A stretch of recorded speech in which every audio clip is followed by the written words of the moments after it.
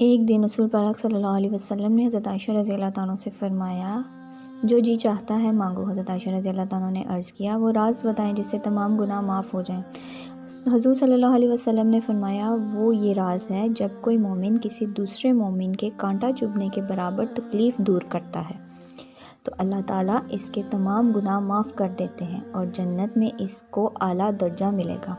جب صحابہ کرام کو یہ معلوم ہوا تو وہ بے حد خوش ہوئے، لیکن حضرت ابوبکر رضی اللہ عنہ نے رونا شروع کر دیا۔ صحابہ رضی اللہ عنہ کو تعجب ہوا، انہوں نے پوچھا، آپ کیوں روتے ہیں؟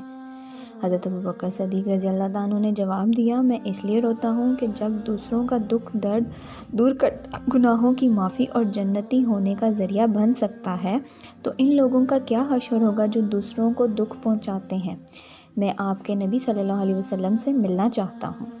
وہ کہاں رہتے ہیں؟ ایک چینی ڈاکٹر ایک دن مسجد میں گیا۔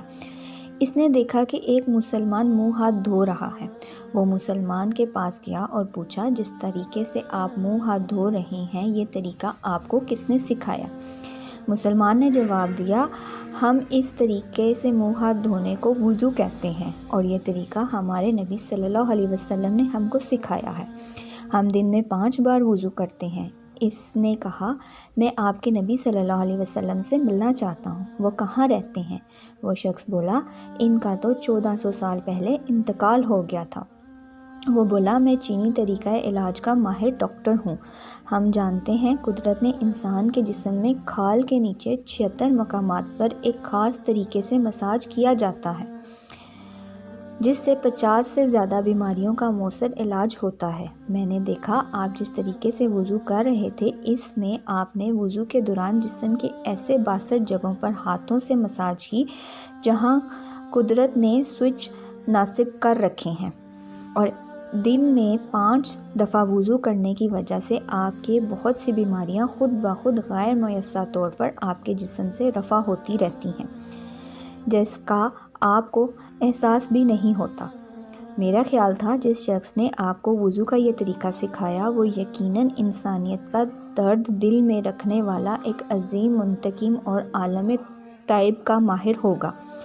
حضرت ابو عبداللہ رضی اللہ عنہ کی روایت ہے کہ رسول صلی اللہ علیہ وسلم نے فرمایا، بندہ مومن جب وضو کرتا ہے اور اس میں کلی کرتا ہے تو اس کے منہ کے گناہ جھڑ جاتے ہیں، اور جب ناک میں پانی ڈال کر اسے جھاڑتا ہے تو اس کے ناک کے گناہ جھڑ جاتے ہیں، اور جب چہرہ دھوتا ہے تو اس کے چہرے کے گناہ جھڑ جاتے ہیں، یہاں تک کہ پلکوں کے نیچے سے بھی نکل جاتے ہیں، اور جب دونوں ہاتھ دھوتا ہے تو اس کے ہاتھوں کے گناہ جھڑ جاتے ہیں، یہاں تک کہ ناخنوں کے نیچے سے بھی نکل جاتے ہیں، اور جب اپنا سر کا مسح کرتا ہے تو اس کے سر کے گناہ جھڑ جاتے ہیں، یہاں تک کہ اس کے ناخنوں کے نیچے سے نکل جاتے ہیں، اور جب پاؤں دھوتا ہے تو اس کے پاؤں کے گناہ جھڑ جاتے ہیں، یہاں تک کہ اس کے ناخنوں کے نیچے سے بھی نکل جاتے ہیں۔ فرمایا، پھر اس کا مسجد جانا اور نماز پڑھنا اس پر واجب ہوتا ہے۔